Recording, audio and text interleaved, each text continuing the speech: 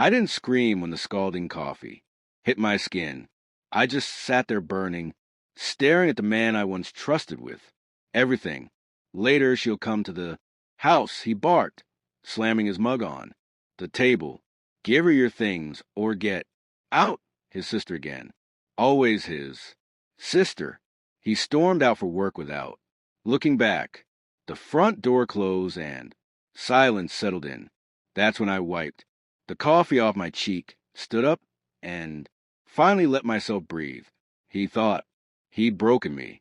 He had no idea I'd been preparing for this moment. I met him 7 years ago in a bookstore of all places. He reached for the same novel I did, smiled like a boy, and asked if I wanted to borrow it first. He seemed gentle, thoughtful, the kind of man who remembered details and made you feel seen. I mistook that attention for love. Back then, he didn't raise his voice. He didn't demand. He only promised security, partnership forever. I believed him. The change came slow. First, he started letting his sister use my things without asking.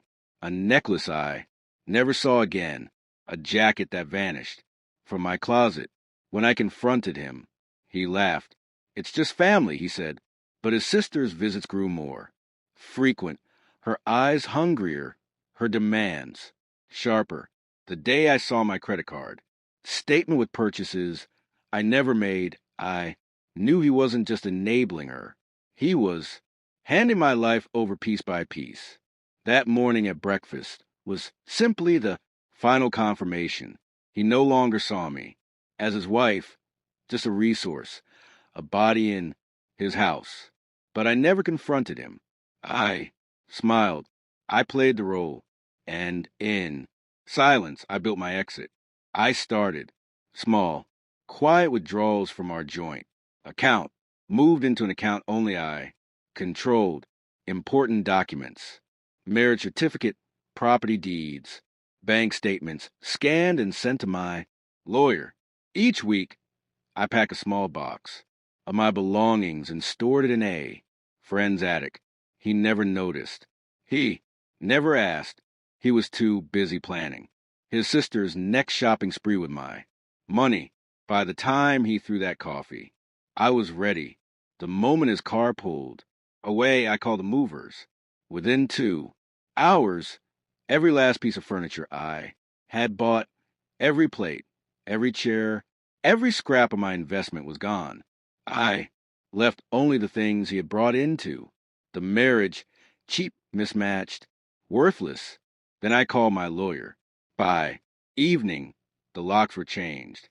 The house was no longer in his name, and the bank accounts were frozen.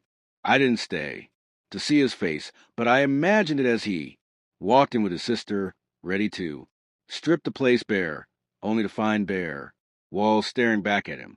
And instead of me, a stranger in a suit stood in the living room. My lawyer, calm and professional. This property is no longer accessible to you, he told them. Ownership has been transferred. You'll need to vacate immediately. I pictured the color draining from his face, his sister's outrage twisting into panic. He had assumed I was powerless, but every signature, every transfer, every document was legal, final, untouchable. My revenge wasn't loud. It wasn't violent. It was absolute. I didn't need to be there to watch him break. I had already seen enough of his cruelty. What mattered was this. He came home, expecting me broken, waiting to surrender everything to his sister.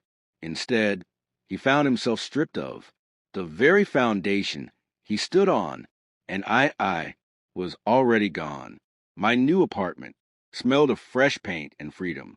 My bruised skin stung, but underneath it, something stronger was growing. I wasn't a victim. I was the one who ended the game. I often think back to that bookstore where we first met. How different things might have been if I had let go of that novel and walked away. But then again, maybe I needed to. Learn this to understand that betrayal doesn't end you unless you let it. He thought he could burn me into submission. Instead, he lit the fire that freed me. And that's the story of how my marriage ended. Not with begging, not with compromise, but with silence, strategy, and a locked door he no longer had the key to. If you enjoyed the story, don't forget to like the video, subscribe to the channel, and share it with someone who'd love it too.